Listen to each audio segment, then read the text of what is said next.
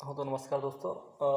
अब जो मैंने आपको कांड के बारे में बताया इसके तो इसके जो ये वाला कांड है, इस कांड से पहले जो मेरे साथ शादी के बाद 3 साढ़े 3 साल जो मेरे साथ प्रताड़ना हुई है, उसके बारे में मैं बताऊंगा। लेकिन उसको बताने से पहले जो मैं आपको बता देता हूँ कि जो हमारा कोर्ट में अपीयरेंस था, फर्स्ट अपीयरेंस, उसमें क्या हुआ। तो सबसे पहले तो मैं टाइम जो दिया था लेटर में 10 बजे का था, तो हम लोग तो 10 बजे पहुंच गए थे। लेकिन ये लोग पहुंचे नहीं। शायद हो सकता है कि इनके वकील ने बता दिया कि नहीं, 11 बजे से पहले कोई आता नहीं है, तो ये लोग आराम से लेट आए। तो हम काफ़ी देर हो गई थी, तो हम ऐसे कोर्ट के जो परिसर है उधर ही थोड़ा सा ऐसे टहलने लगे। तो 11 बजे के बाद मेरी वाइफ और उसके पिताजी, ठीक है, वो स्कूटी में आते हैं। तो जैसे ही वो आते हैं तो मतलब उसके चेहरे पे वो स्माइल थी, मतलब हंस रही थी वो ऐसे, जैसे मतलब उसको मतलब मुझे कुछ फील करवाना चाह रही हो, क्या करवाना चाह रही हो कि देखो मैं तुमको मैंने कोर्ट में घसीट दिया, ये कर दिया, वो कर दिया। ठीक है। मुझे उसको हंसी देख के बड़ा गुस्सा आया वाकई में। और फिर अंदर जैसे थोड़ा सा एंटर हुए तो मेरी मौसी और मेरी ताई जी वहाँ पे बैठे हुए थे। तो अपने पिताजी को इशारा करके कह रही है कि देखो वो बैठे वहाँ पे, वो बैठे। ठीक है, इस टाइप से कर रही थी हंस के। तो आपको एक बात और बता दूं कि मेरे भी एक दोस्त का केस चल रहा है, कोर्ट केस, काफ़ी लंबे टाइम से चल रहा था, मतलब अभी भी चल ही रहा है। तो जब उस मेरी वाइफ को उनका मैटर पता था कि वो भी सेम, लगभग सेम मैटर था, लेकिन शायद मेरे जो फ्रेंड है उनके पास प्रूफ पुख्ता नहीं थे। तो मेरी वाइफ कहती थी अरे बेचारे कितने परेशान होते हैं होंगे, ये होता होगा, वो होता होगा, इनकी वाइफ ने ये कर दिया, वो कर दिया। पहली बार फिर मुझे कहती कि कभी, हालांकि वैसे तो खैर हम दोनों के बीच में कभी ऐसा होगा नहीं, लेकिन कभी हुआ तो मैं ये काम नहीं करूँगी। मैं चुपचाप अलग हो जाऊँगी, डिवोर्स लेके अलग हो जाऊँगी। मैं ये कोर्ट वगैरह का काम के चक्कर में नहीं पड़ूँगी। तो मैंने उसी समय उसको कह दिया था कि पहले तो हमारे साथ होना नहीं चाहिए, लेकिन अगर हुआ तो मैं वो नहीं हूँ बंदा, ठीक है, जो वो बंदा सह रहा है, झेल रहा है। मैं अच्छा सबक सिखा दूंगा। ठीक है, तो मेरे साथ कभी सोचना भी मत करने का। ठीक है। तो अब क्या हुआ कि काफ़ी देर बाद ये लोग आए, तो वहाँ पर आवाज़ लग रही थी, जैसे बोलते हैं कलावती बनाम नरेंद्र नाम लेते हैं, तो हमारा नंबर आया।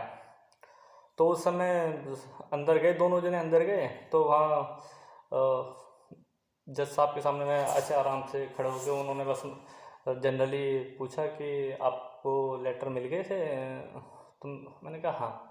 तो कहा किस किस कौन कौन से लेटर मिल गए, मैंने कहा दोनों लेटर मिल गए सब, एक डिवोर्स का है और एक दूसरा शायद एलिमनिया मेंटेनेंस जो भी उसमें है उसका है। कह रहे अच्छा मिल गया, मैंने कहा हाँ ठीक है। तो उनके वकील, मैं तो अकेला गया होता यहाँ से, मेरे साथ तो वकील वगैरह कोई थे नहीं, तो उनके वकील उनके साथ थे। तो जज साहब ने कहा वकील साहब ऐसा करते हैं, इन दोनों का काउंसलिंग करा देते हैं। तो उनका वकील साहब कहने लगा साहब मेरे तो, मुझे तो कहीं जाना है, मेरे तो कोई किसी और केस में के सिलसिले में ही विवाद पे जाना होगा, कोई भी काम से जाना होगा, तो मुझे जाना है। तो एक काम करते हैं, नेक्स्ट डेट दे दीजिए। अब वकीलों का काम क्या होता है, यही होता है कि डेट दिलवा दो, दूसरी डेट दे दो आगे, मतलब ये सोचते हैं कि इस तरीके से परेशान करके जल्दी डिवोर्स बंदा दे देगा, या इस तरह से परेशान करेंगे तो जल्दी चीज़ें सॉर्ट आउट हो जाएंगी। ठीक है। तो जज साहब ने सीधा स्पष्ट कहा कि देखो काउंसलिंग है, और काउंसलिंग में एडवोकेट का होना जरूरी नहीं है, और होना भी नहीं है, एडवोकेट शामिल नहीं होगा। जब काउंसलिंग हुई तो ये दोनों होंगे और कोई नहीं होगा। तो बहुत थोड़ा सा रिक्वेस्ट वगैरह किया वकील साहब ने इनके। बाद में जज साहब ने थोड़ा सा टाइट स्वर में इनको बोल दिया कि नहीं, जाओ आप यहाँ से, आपकी ज़रूरत नहीं है यहाँ पर, काउंसलिंग दोनों की होगी। ठीक है। तो अब वो उनके वकील साहब उस समय चले गए। साथ में जो इनके थे शायद असिस्टेंट वकील, जो वकील के जो असिस्टेंट होगा वकील, वो इनके साथ था, जो भी समझा रहा था या वो कर रहा था। पहले तो दोनों ही वकील समझा रहे थे कि ये करना वो करना, जो भी समझाया होगा इनको समझा रहे थे। तो उसके बाद 1 घंटे के आसपास, 1 डेढ़ घंटे के बाद हमें दोबारा आवाज़ लगी अंदर से कि कलावती बनाम वीरेंद्र हाजिर हो। ठीक है, तो मैं अंदर चले गया कोर्ट रूम में, और ये एंटर कर रही थी, मतलब आने को तैयार हो गई थी। तो जो असिस्टेंट वकील था वो इसका हाथ पकड़ के वापस खींच के लेकर आया, हाथ पकड़ के वापस खींच के लेकर आया कि नहीं नहीं जाना नहीं है, जब वकील साहब आएंगे तब थोड़ा सा ऐसे घुमा दो अभी, ठीक है, ये जो अंदर बैठे हैं जिस साहब, इनको ऐसे थोड़ा सा घुमा दो, इधर उधर चले जाओ ताकि थोड़ा सा डिले हो जाए। तो इतने में उन्होंने दोबारा आवाज़ लगाई, कलावती बनाम वीरेंद्र हाजिर हो। तो मैंने उनसे कहा अरे भाई मैं यहाँ पर आ रखा हूँ काफ़ी पहले से, पहली आवाज़ में आ गया था। ठीक है, तो 2-3 बार कम से कम आवाज़ लगाई, वो आए नहीं। तो जज साहब ने कहा कि भाई भाई ये तो वीरेंद्र तो यहाँ पर आ गया, उसको बुलाओ, कलावती को बुलाओ। तो जो आवाज़ लगाने वाला पर्सन है वो बाहर ही चले गया, ठीक है, बुलाने के लिए, कहने के लिए गया कि आपको बुला रहे हैं। तो वो आए नहीं। तो अंदर आके वो बोलते हैं कि जज साहब वो कलावती डर रही हैं, उनको डर लग रहा है। तो वहाँ पे मैं थोड़ा सा स्माइल कर गया, हंस गया, हंस के थोड़ा सा मैंने ही बोल दिया कि खुद ही केस कर रहे हैं, खुद ही डर रहे हैं, इसका क्या मतलब हुआ? जब केस करने की धमकी दे रहे थे चौड़े हो रहे थे, और अब डर लग रहा है, किस चीज़ से डर लग रहा है? अभी तो मैं खाली हाथ आया हूँ, ना प्रूफ लेके आया हूँ, ना कुछ लेके आया हूँ। ठीक है, तो जज साहब ने कहा नहीं, आना पड़ेगा, आना पड़ेगा इनको। तो कलावती तो नहीं आई, उस जो असिस्टेंट वकील था वो आ गया। जज साहब वो अभी वकील साहब बस 10 मिनट दे दीजिए, 10 मिनट में आने वाले हैं। तो जज साहब ने पहले तो प्यार से ही बोला कि क्या कहता है, नहीं नहीं वो काउंसलिंग में कोई रोल नहीं है, एडवोकेट का कोई रोल नहीं है। वो थोड़ा सा फिर और रिक्वेस्ट करने लगा कि नहीं जज साहब बस 10 minute, 10 minute, 5 minute, 10 minute, 5 minute, 10 से फिर 5 मिनट में आ गया कि 5 मिनट सर, 5 मिनट रुकिए। तो फिर उनको भी डांट के भगा दिया, नहीं आना पड़ेगा, मतलब उसको आना पड़ेगा, तुम यहाँ से निकलो, और जब काउंसलिंग होगी ये दोनों ही रहेंगे, अगर किसी को ज़रूरत पड़ेगी तो मैं बुला लूँगा। ठीक है, तो भगा दिया फिर वापस। वो ये इसको मतलब भेज दिया वकील ने, क्योंकि अब इतना तो खिलाफ जा ही नहीं सकते, मतलब अगर जज साहब ने बोला है तो आना तो पड़ेगा ही। तो आते हैं, आती है, तो पूछते हैं कि क्या मैटर हुआ। तो ये वही कहानी सर, ये ऐसा हुआ, मैं 8 तारीख को मुझे मार पीट के भगा दिया, मैं बड़ी मुश्किल से जान बचा के भागे, रोना धोना, जो मतलब जो इसने लिखा था वैसा ही एज इट इज इसने गा दिया। मेरे से पूछा क्या हुआ, तो मैंने कहा साहब 6 तारीख को मैं अपने सिस्टर के वहाँ चला गया था, और उसके बाद से तो हम कभी आमने सामने आए भी नहीं हैं, तो मैं कैसे मार सकता हूँ? और मैं तो सीधा ऑफिस से ही घर चले, वहाँ ऑफिस से ही सिस्टर के घर चले गया था। तो मेरे ना जब आने का ही मतलब ही नहीं है घर पर, तो मारने का भी मतलब नहीं हो सकता। तो ये तो झूठ बोल रही है।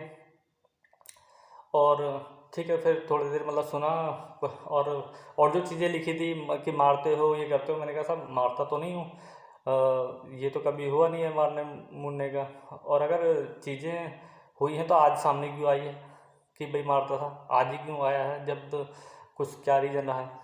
तो फिर और चीज़ें पढ़ी उन्होंने, जज साहब ने, अच्छा इसमें लिखा है कि नशा करते हो, मैंने कहा हाँ करता हो। तो मैंने भी हाँ हाँ में हम मिलाया, मैंने कहा नहीं किसी वो बोलना ही नहीं है, वो अगर कोई चीज़ बोलेंगे तो मैंने भी सोच के गया था कि मैं हाँ ही बोलूँगा, हालांकि मैं मारने पीटने का भी सोच रहा था कि हाँ ही बोल दूँ एक बार को, कि हाँ मैं मारता पीटता हूँ, लेकिन ये भी मुझे मारती है पीटती है, ये मुझे ज़्यादा मारती है, मैं तो ये सोच रहा था कि ऐसे ही बोल दूँ। ठीक है, क्योंकि इसने मेरे साथ हाथापाई करी भी है, मतलब एक बार का वो मैं सीन बताऊंगा बाद में, कि इसने मेरे को गला से पकड़ के टांग दिया था। ठीक है, वो वाली घटना भी बताऊंगा। तो जज साहब ने पूछा अच्छा क्या नशा करते हो, मैंने कहा सर कभी कभी ओकेजनली ड्रिंक वगैरह कर लेते हैं, बियर वगैरह पी लेते हैं, कुछ वो एल्कोहल वगैरह पी लेते हैं। ठीक है, तो मैंने भी ऐसे ही बोल दिया। ठीक है, क्योंकि भाई मुझे तो ये गलत साबित कर ही नहीं सकती मैं, क्योंकि देखो मैं तो बोलूँगा सच, ठीक है, मैं तो झूठ बोलूँगा नहीं। अच्छा ड्रिंक करते हो, मैंने कहा हाँ साहब करता हूँ, लेकिन ओकेजनली करता हूँ, और जब भी करता हूँ वाइफ के साथ करता हूँ। तो अगर अच्छा वाइफ भी पीती है, मैंने कहा हाँ साहब, वाइफ पीती है, लेकिन कंडीशन ये है कि मैं तो पानी मिला के पीता हूँ और ये नीट पीती है। और मैं ये बिल्कुल हो गई चुप एकदम से, इसका मुंह ही नहीं खुला, इसका इतना सा मुंह हो गया। तो जज साहब भी इसकी तरफ देख रहे थे। तो फिर मैंने कहा साहब मैं इसका मैं ये सबूत दे सकता हूँ, अगर मतलब ये मुकरती है तो मैं इसका सबूत दे सकता हूँ कि ये नहीं पीती है। तो ये बोली ही नहीं, इसने वो विरोध ही नहीं किया। जैसे हर थोड़ी देर में कोई बात जब क्रॉस एग्जामिन कर रहे थे जज साहब, तो ये बीच में बोल जा रही थी, वहाँ पे बोली नहीं, चू नहीं खोला इसने। ठीक है, तो फिर इसके पिताजी को भी बुलाया क्रॉस एग्जामिन के लिए कि भाई हाँ तो बताइए आपको कब पता चला। तो इसके पिताजी कहते हैं कि जी साहब मेरे पास सोमवार को इसका कॉल आता है, ये मरने को बोलता है कि मैं सुबह का सूरज नहीं देखूंगा, ये नहीं। और जो फैक्ट था ये था कि मैंने यही वर्ड बोले थे कि मैं सुबह का सूरज ये नहीं देख पाऊंगा, ये वो करने नाटक करने लगा। मतलब उन्होंने ये शब्द बोले। अब 6 तारीख को, जैसे कि मैंने पहले ही बताया कि 6 तारीख को मंडे था, ठीक है, और 8 तारीख को था वेडनेसडे। तो जब मैं मंडे अपने इसके पिताजी ने खुद बोला कि मंडे अपनी सिस्टर के पास जाके मरने के लिए वो बोला था कि सुबह का सूरज नहीं देखूंगा। तो मंडे जब मैं मंडे में वहाँ था गाजियाबाद, तो आप कैसे बोल दे रहे हो कि 8 तारीख को मैंने मारा। और 8 को तो छोड़ो, ये तो 8 को तो ये अपने घर पे हल्द्वां आ गई थी। 8 को बोल कैसे रहो आप। अब इसके हल्द्वां आने का भी है, कोई ये नहीं कह सकता कि भाई हल्द्वां आने का नहीं, ये 8 को हल्द्वां भी आ गई थी। ठीक है, तो और भी चीज़ें हैं, 2-3 चीज़ें हैं जिसमें ये वहाँ फंस गए थे। ठीक है, अभी मैं इस समय याद नहीं आ रहा, मैं किसी वीडियो में बताऊंगा कि क्या क्या किस चीज़ में फंसे थे। तो जज साहब ने कहा कि भाई तुम्हारी लड़की तो कह रही है कि 8 तारीख को मारा पीटा था, ये करा था। तो इसके पापा कह रहे नहीं, मारा तो पहले था कभी, भाई पता नहीं अब कब मारा था, क्या मारा था, उसी का ही नहीं बता पा रहे हैं ये अभी सही। तो आगे क्या सही बताएंगे क्या गलत बताएंगे भगवान जाने। ठीक है,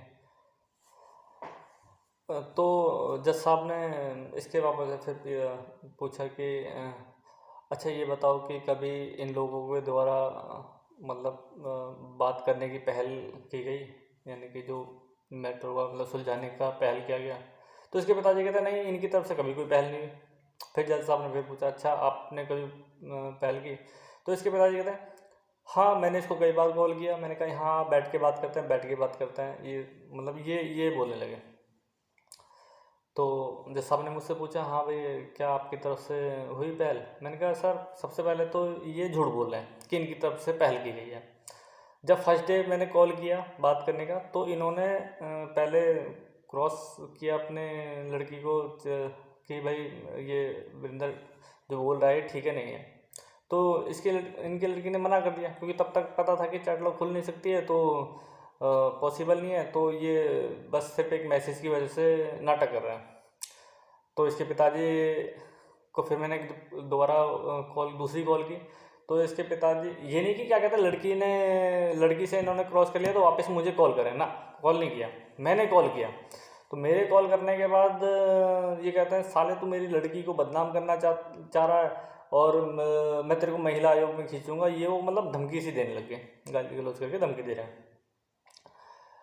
तो अब चलो उस समय ये कॉल कट हो गया। बाद में जैसे तैसे इनको पता चल ही गया, क्योंकि जो लड़का था उसने चैट पढ़ी होगी, क्योंकि चैट जो थी इंग्लिश फॉन्ट में थी, तो इसके पिताजी ने शायद पढ़ नहीं पाए होंगे या समझ नहीं पाए होंगे, जो भी रहा होगा। लेकिन बाद में लड़के ने बता दिया कि क्या कहते हैं कि गलती हुई है। अब या पता नहीं शर्मिंदा हुए क्या हुए, इन्होंने मुझे कॉल नहीं किया और मैं कॉल कर रहा हूँ, कॉल पे कॉल कर रहा हूँ, ये कॉल उठा नहीं रहे मेरा। ठीक है, और चलो ये भी कह सकते थे कि क्या कहते हैं अरे चलो गलती हो गई है, मुझे एक बार एक्सेप्ट कर लेते कि हाँ लड़की से गलती हो गई है, या मेरे को थोड़ा सा सांत्वना देते, पूछ देते, भाई मेरे हालचाल पूछते, मतलब ये तो समझते कि हाँ मेरे पे क्या बीत रही होगी। मतलब एक होता है ना यार, कोई किसी पे कोई ऐसा दुख बीतता तो आदमी को पता चल जाता, दूसरे को भी पता चलता है कि हाँ यार तकलीफ में होगा। तो इसके पिताजी ने कभी हाल चाल जानने की कोशिश नहीं की। फिर एक शायद 10 तारीख की या 9-10 तारीख की बात है, 9-10 तारीख को इन्होंने किसी के थ्रू कॉल करवाया। तो जिसके थ्रू कॉल करवा रहे हैं तो उनको पूरी बात नहीं बता रहे हैं कि पूरा वाक्य क्या है, बस ये लड़ाई झगड़ा करके आया, ये करके आया। तो वो जिसने भी मुझे कॉल की थी, उन्होंने बेचारे ने बहुत अच्छे, इनके कोई अड़ोस पड़ोस के ही बंदे थे, उन्होंने बहुत अच्छे तरीके से मेरे से बात करी कि ऐसा लड़ाई झगड़े तो होते रहते हैं, इसका मतलब ये थोड़ा ना कि तुम मार पीट के भगा दोगे, ये कर दो। मैंने कहा आपको क्या जानकारी दी है इन्होंने, आपको ऐसी क्या जानकारी दी है, आपको मामला क्या बताया? तो उन्होंने कहा बस यही बताया कि मारपीट हुई है, घर में लड़ाई झगड़ा हुआ है, मारपीट हुई है। मैंने कहा जी देखो ऐसा मामला नहीं है। फिर मैंने उनको थोड़ा सा मामला बता दिया। उन्होंने जैसे मामला सुना, फ़ोन इनके पिताजी को पकड़ा दिया। भाई कोई पड़ी लकड़ी लेगा क्यों, और वो भी जब लड़की इनकी विचार में बड़ी है, ठीक है, तो कोई क्यों वो बात करेगा। तो वो भी बेचारे साइड हो गए।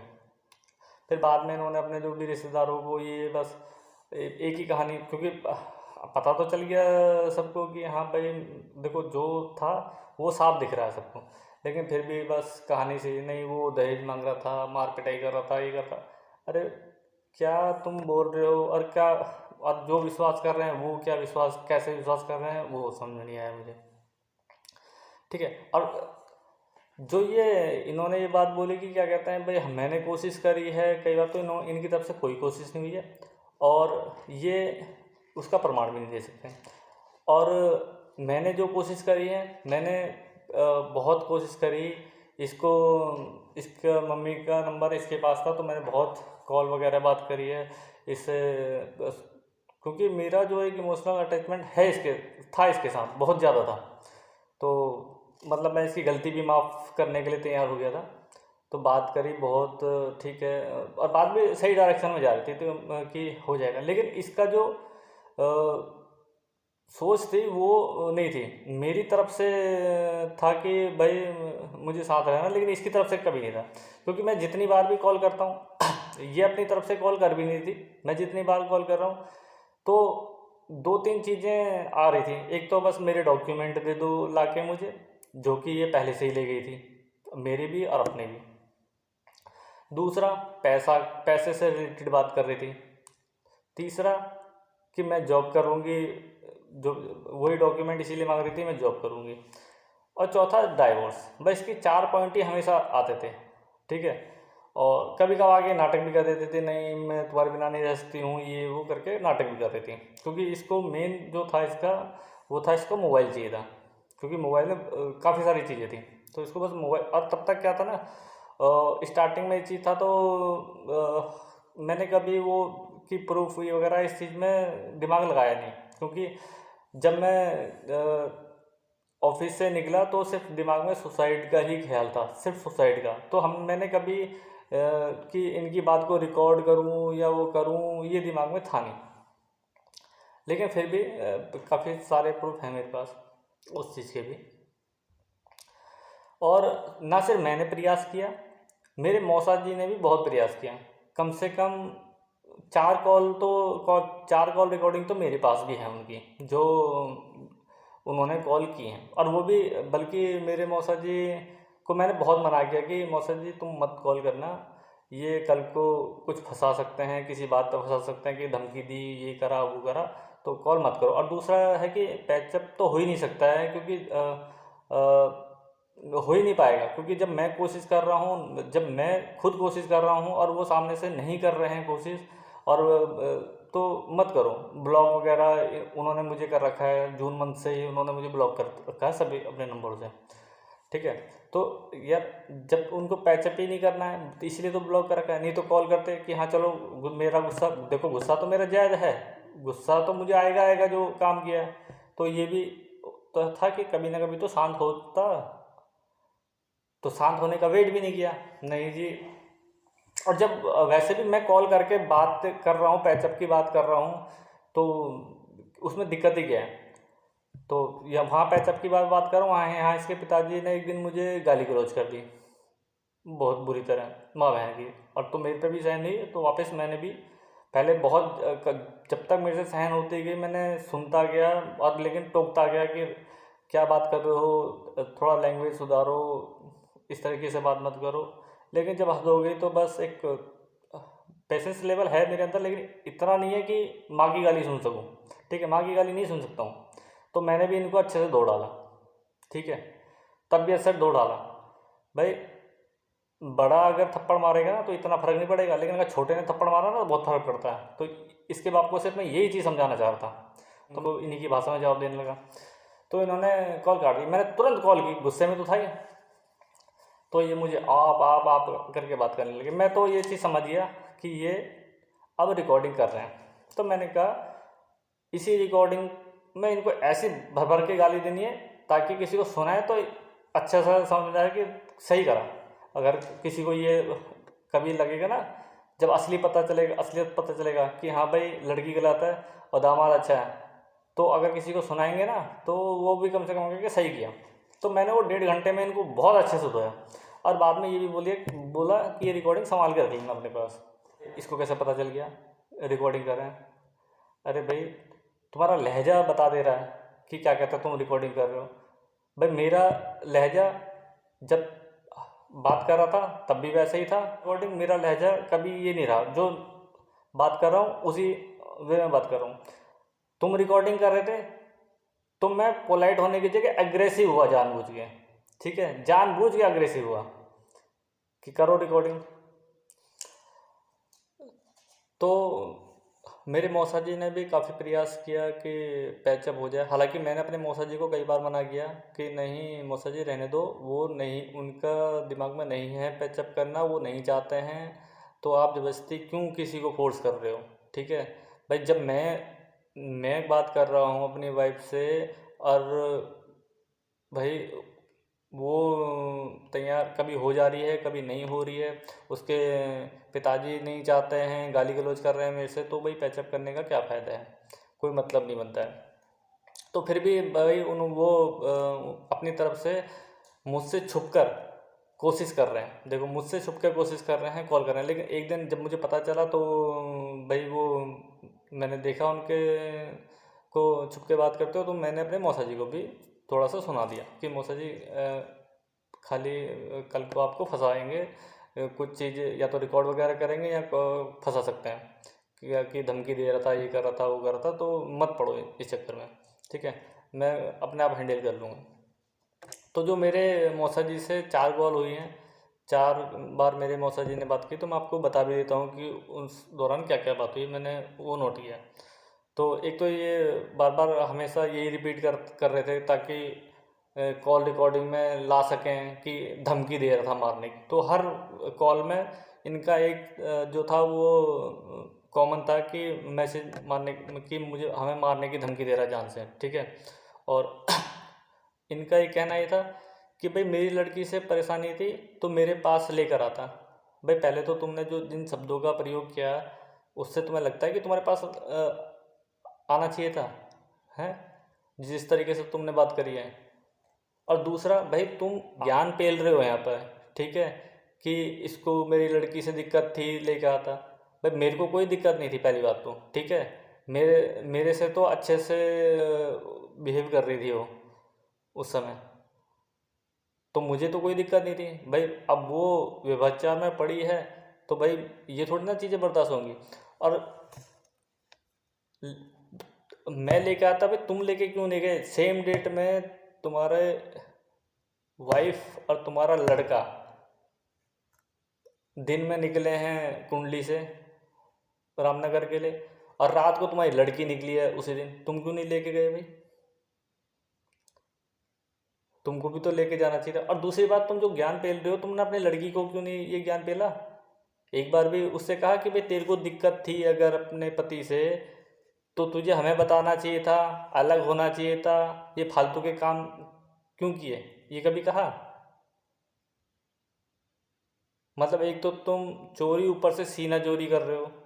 ठीक है, और बार बार मतलब ये कह रहे हैं कि मेरे लड़के को कॉल करके जान से मारने की धमकी दे रहे हैं कि जहाँ दिखोगे ख़त्म कर दूंगा। अरे भाई मुझे इतना टाइम हो गया मैं रूम से बाहर नहीं निकलता हूँ। बहुत रेयर केस में थोड़ा सा इधर उधर, वो भी आसपास ही जाता हूँ, नहीं तो कोई कहीं जाना वाना नहीं है। तुम की क्या बात की बोलो, धमकी दे रहा है? ठीक है, धमकी तुमको कभी नहीं दी, अपने आप को ही ख़त्म करने की। जब भी बोला है कि अपने आप को ख़त्म कर दूंगा, ये बोला है। ठीक है, तुमको कभी धमकी वमकी नहीं दिया, और इसको प्रूफ भी करते रहना। ठीक है, और इन्होंने कहा पैचअप की बात, इन्होंने खुद अपने मुंह से कहा कि मैं इसको अपने घर पे बिठाऊंगा ही नहीं, मैं इसको अपने घर पे नहीं बिठाऊंगा, घर पे बैठा के बात नहीं करूंगा। तो तुम कैसे कह रहे हो भाई पैचअप? हमने अपनी तरफ से बहुत कोशिश की है, तुमने अपने तरफ से कुछ नहीं किया है, इसका भी मैं प्रमाण कर दूंगा। ठीक है, और वो वाली घटना के बारे में जिक्र किया कि हाँ भाई सोमवार को क्या कहते हैं ये कुंडली गया था, मतलब कुंडली सोमवार को आए थे वहाँ से घूम के, फिर क्या कहते हैं सुबह ड्यूटी गया, दिन में आया खाना खाने, फिर शाम को सब्जी देने आया, फिर वहाँ से अपनी बहन के वहाँ चले गया। बस हर रिकॉर्डिंग में एक ये वाला बात इनका कॉमन था।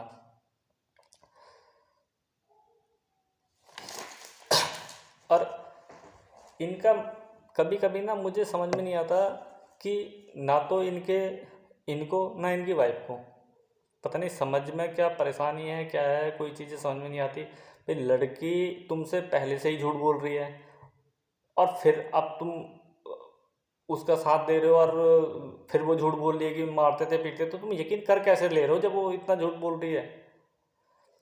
और पता नहीं, या तो इसने इसने क्या क्या बताया, मैं ये भी नहीं जानता हूँ कि अपने मम्मी पापा और जो भी रिश्तेदार उन्होंने क्या बताया। इसके पापा फ़ोन करके मौसा जी को बताते हैं कि ये भी उसी ऑफिस में काम कर रहा है, लड़की भी उसी ऑफिस में काम कर रही है, और जिस लड़के पे ब्लेम कर रहा है, ब्लेम लगा रहा है। ठीक है, मतलब ये कह रहा है कि ब्लेम लगा रहा, मैं किसी पे ब्लेम लगा रहा हूँ। ठीक है, वो भी उसी ऑफिस में काम करता है, और हेड भी यही है, कह रहे कि हेड भी यही है, जबकि उन दोनों का डिपार्टमेंट अलग और मेरा डिपार्टमेंट अलग। ठीक है, कि हेड भी यही है, और यह किसी भी लड़के से गलत चल रही है तो फोटो वीडियो बनाने वाला भी यही है। मतलब ये कह रहे कि मैं फोटो वीडियो मैं बना रहा हूँ इन लोगों की। ठीक है, और मतलब ये कह रहे हैं कि एक बात बताओ, कोई अपनी औरत का किसी गैर आदमी के साथ दिखेगा तो क्या फ़ोटो लेगा? अरे भाई तुम क्या बोल रहे हो, लड़की ने तुम्हें क्या बोला, तुम क्या बोल रहे हो? पहले तो थोड़ा सा सोच समझ के तो बोलो, ऐसा चीज़ बोलो जिसका कोई सेंस हो। ठीक है, तर्क होनी चाहिए किसी जो आप बात कर रहे हो, या जो मुंह में आया बोल दिया। ठीक है, और तो और जो मतलब हंसी भी आ रही है, मतलब इन पे ना, मतलब हंसी इसलिए आ रही है, इनकी मूर्खता पे हंसी आ रही है। उस चीज़ को ये बोल रहे हैं कि जो चैट जो पकड़ी गई हैं, वो कहता है कि वो तुम्हारा लड़का करता था उस लड़के से, कि वो भाई कह रहा है कि फ़ोन तुम्हारे लड़के के पास ही रहता था, वो करता था लड़के से। मतलब क्या बेवकूफ़ी वाली बात कर रहे हो हैं? आज लड़की ने पता नहीं क्या तुम्हें बोल दिया है, तो तुम कुछ भी बोल दोगे, किसी बात का कोई सेंस नहीं, वो नहीं। अरे जिनको भी चैट भेजी, जिन्होंने भी पढ़ी है ना, उन्होंने सीधा समझ गए, लेकिन तो इन्हीं की समझ में पता नहीं क्यों नहीं आ रही है। इतना मतलब लड़की के मोह में वो हो रहे हैं। अरे मोह है, लेकिन ठीक है, लेकिन गलत सही का तो पता होना चाहिए कि गलत क्या है, सही क्या है। ठीक है, और मतलब मेरे मौसा जी को कह रहे हैं कि भाई तुम्हारे लड़के ने ऐसे मैसेज भेजे हैं, ऐसे मैसेज भेजे हैं रिश्तेदारों को कि आप पढ़ोगे तो, मतलब ये शब्द बोले कि आप पढ़ोगे तो मतलब शर्मिंदा हो जाओगे। तो भाई वो मैसेज जो भेजे हैं वो तो मैंने भेजे हैं, तो मतलब तुम कह दे रहे हो कि शर्मिंदा हो जाओगे, और जिसने किए हैं उसके लिए नहीं कह रहे हो कि किए किसने? मैंने तो सिर्फ भेजे हैं। वो आपस में जो चैट हुई है वो कितनी, जब अगर गंदी हुई हैं तो शर्म तो तुमको आनी चाहिए। पढ़ने वाले को क्या शर्म आएगी? शर्म तो तुमको आनी चाहिए कि तुम्हारी लड़की ने ये वो किया है। तुम दूसरे को कह रहे हो कि ऐसे चैट भेजे, ऐसे चैट भेजे। भाई चैट भेजे, अपने चैट थोड़ी ना भेजे हैं, या अपनी की हुई बातें थोड़ी ना भेजी है, तुम्हारी लड़की की बातें भेजी हैं। और तो और जब मेरे मौसा जी पूछ रहे हैं कि भाई जब मेरे मौसा जी को कभी ना पता ही नहीं चला, मतलब कि एक्चुअली मैटर है क्या।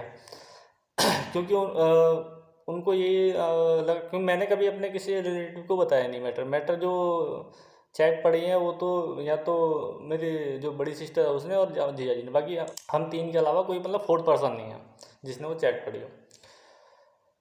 तो ऐसे ही मतलब मेरे मौसा जी को बताया होगा कि किसी ने, सिस्टर ने, जहाँ तक है सिस्टर ने ही बताया होगा कि ऐसी ऐसी बात है करके। तो उन्होंने बस उसी हिसाब से धूल में लट मार दिया कि क्या कहते हैं, भाई तुम्हारी लड़की तो, मैं ये सुना है कि मैंने चैट में, बस सुना क्या, उन्होंने ये बोला कि भाई मैंने चैट पढ़ी है, ठीक है, कि उसमें चैट पढ़ी है, तुम्हारी लड़की ये है, तुम्हारी लड़की मतलब के लक्षण ये हैं, और तुम फिर भी अपने उसका सपोर्ट कर रहे हो। तो इतना मतलब बात होने के बावजूद जो इसके पिताजी हैं, जब मेरे मौसा जी कहते हैं कि तुम्हें क्या लगता है तुम्हारी लड़की ने सही काम किया है, तो इसके पिताजी कहते हैं हाँ बहुत अच्छा काम किया, हमारी लड़की ने तो बहुत अच्छा काम किया। मतलब इनको गर्व है। पहले तो ये बात इसकी इनकी लड़की ने भी मेरे से बोली थी जब फर्स्ट मेरी कॉल हुई थी, जब मैंने ये बात बोली कि भाई तूने तो बहुत अच्छा काम किया, तो हैं, तो कह रहे हाँ मैंने बहुत अच्छा काम किया। मैंने कहा तेरे को शर्मिंदगी महसूस नहीं हो रही है? कह रही नहीं मेरे को नहीं हो रही है। तो अब ये लगा लो इनको अपनी हरकतों की वजह से, जब जो बंदा शर्मिंदा नहीं है उनका क्या करना चाहिए। और चलो शर्मिंदा तुम हो ना हो, लेकिन तुम किसी को फंसाने की कोशिश कैसे सोच रहे हो कि किसी को हम फंसा दूंगा, कैसे फंसा दोगे?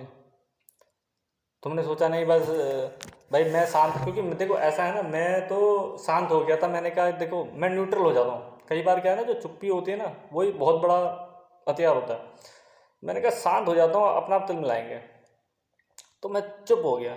भाई मैं चुप हो गया तो इनको, पता नहीं इनके दिमाग में क्या लगा, इनके दिमाग में लगा हो गया अरे डर गया, ये हो गया वो, क्योंकि दो एक दो बार पुलिस के द्वारा भी मुझे कॉल करके इन्होंने सोचा कि शायद परेशान हो जाएगा, तो शायद इन्होंने सोचा बस डर गया, ये हो गया वो हो गया।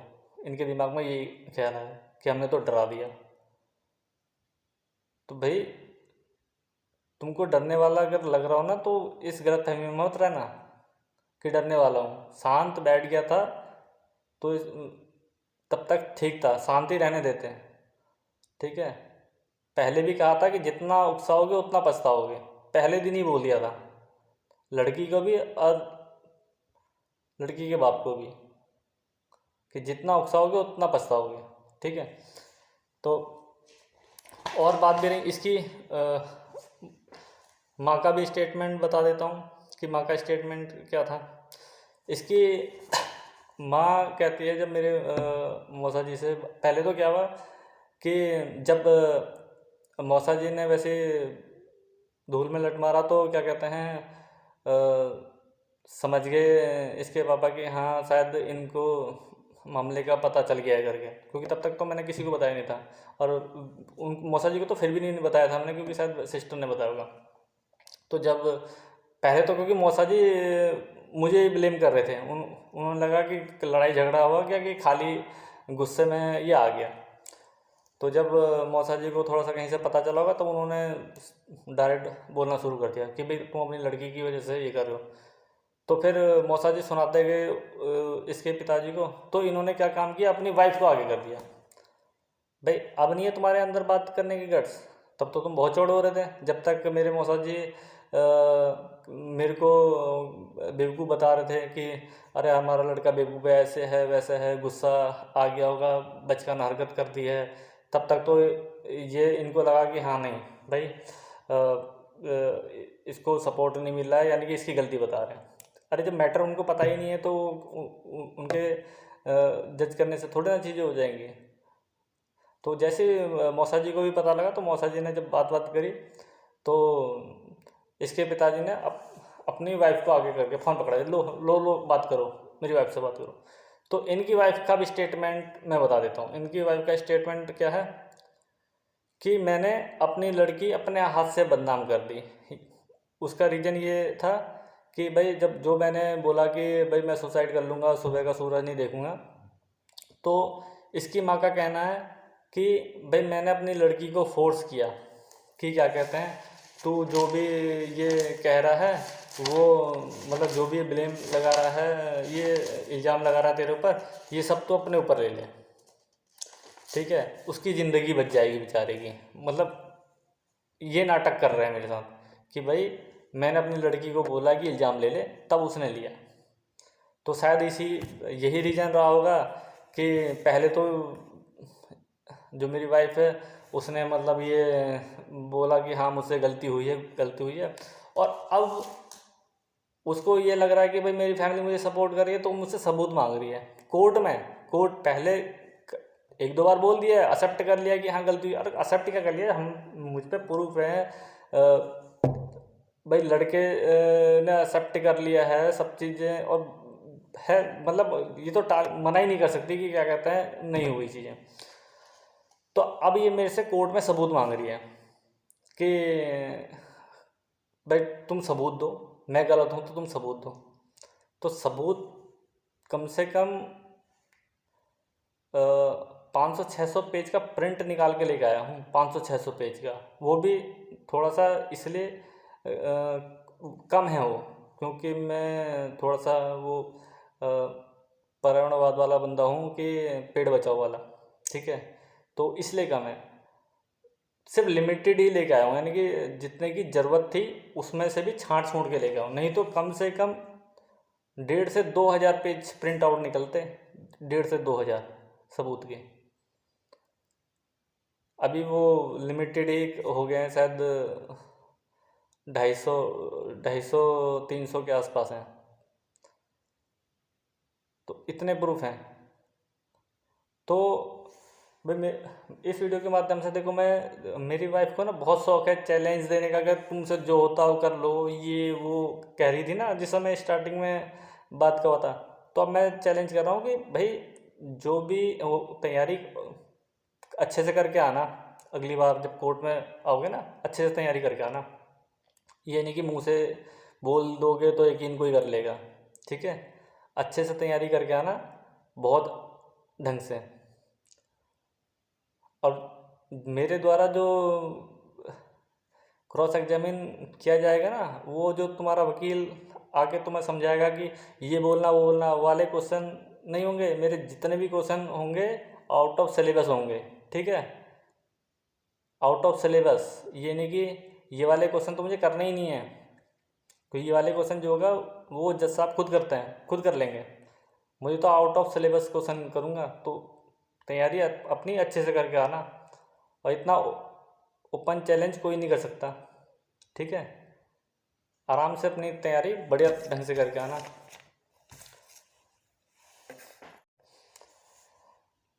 मैंने अपनी वाइफ को हमेशा ना एक चीज़ बोला कि भाई गलत का विरोध करना चाहिए। अब पता नहीं सुना सही नहीं, समझा सही नहीं। अब भाई गलत का विरोध करने के लिए बोला था, गलती करके विरोध करने के लिए नहीं बोला था, ठीक है, कि अब तुम गलती करके विरोध कर रहे हो। तो थोड़ा सा मुझे तो लग रहा है माँ बाप के गुण इसमें भी आ रहे हैं। वो भी नहीं कोई चीज़ समझते तो शायद ये भी नहीं समझती है कोई चीज़ को। इतने अच्छे ढंग से प्यार से चीज़ें समझाई, हर चीज़ समझाई। अपनी वाइफ को मैंने 2-3 बातें तो हमेशा बोलता था कि सावन है तो पतझड़ भी आएगा, पतझड़ है तो सावन भी आएगा, जो होता अच्छे के लिए होता है, ठीक है।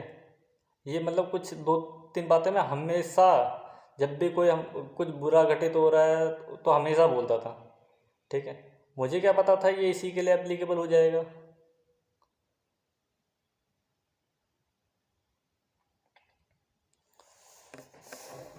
तो मेरा कंसर्न है, अगर वीडियो कहीं से मिल जाए, आ जाए तुम्हारे पास, तो तैयारी अच्छे से करके आना, सीधी सी बात है।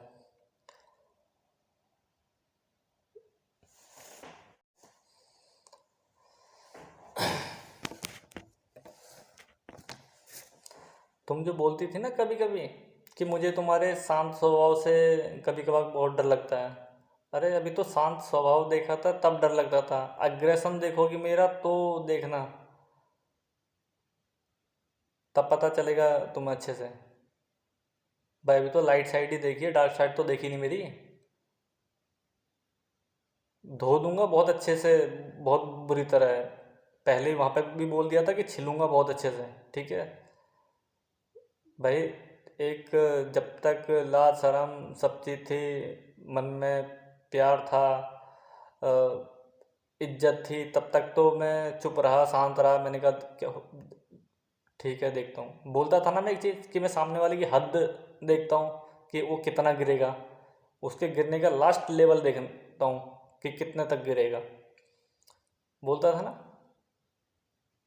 तो तुम्हारे साथ भी यही हुआ, मैं तुम्हारे लास्ट लेवल देखना चाहता था कि भाई कितना हद तक गिरोगी, और तुमने वो सारी सीमाएं पार कर दी। तो अब मुझे तुम्हें छिलने में ना अफसोस नहीं होगा, बिल्कुल भी अफसोस नहीं होगा। और तुम्हें माफ़ नहीं कर सकता हूँ, क्योंकि ये जिन लोगों ने सुसाइड किया ना, उनके लिए एक अन्याय हो जाएगा। और मैं अपने आप को पूरी ज़िंदगी भर माफ़ नहीं कर पाऊँगा, क्योंकि गिल्ट फील होगा मुझे कि मैं भी एक कारण रहा हूँ उन लोगों के सुसाइड करने का, अगर मैंने तुम्हें माफ़ कर दिया तो माफ़ तो नहीं करूँगा, ठीक है। और अगर हाँ मेरी कंडीशन पे, जो मैं कंडीशन दूंगा, अगर उस कंडीशन पे तुम मान जाते हो, न- ठीक है, ये मैसेज मेरी वाइफ के लिए है कि जो भी डिवोर्स का होगा उसमें मैं जो कंडीशन दूंगा, अगर उसमें तुम मान जाते हो तो शायद हो सकता है मैं शांत हो जाऊं, शायद मैं शांत हो जाऊं। लेकिन अगर वो कंडीशन नहीं मानी तो मैं छोड़ने वाला नहीं हूँ। मैंने जैसे पहले भी कहा था कि बहुत बुरी तरह छिल दूंगा, और छिल ही दूंगा मैं बहुत बुरी तरह। तो ये बात ध्यान रखना, कंडीशन मान लोगे तो शायद हो सकता है कि दिमाग शांत हो जाए, क्योंकि दिमाग बहुत ज़्यादा ही तुमने ख़राब कर दिया, बहुत ज़्यादा।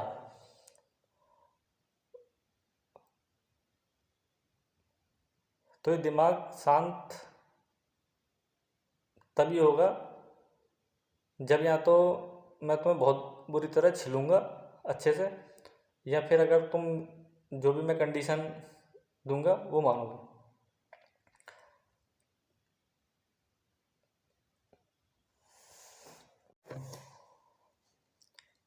मेरे फ़ोन में स्पेस नहीं है, तो मैं वीडियो को अभी यहीं विराम देता हूँ।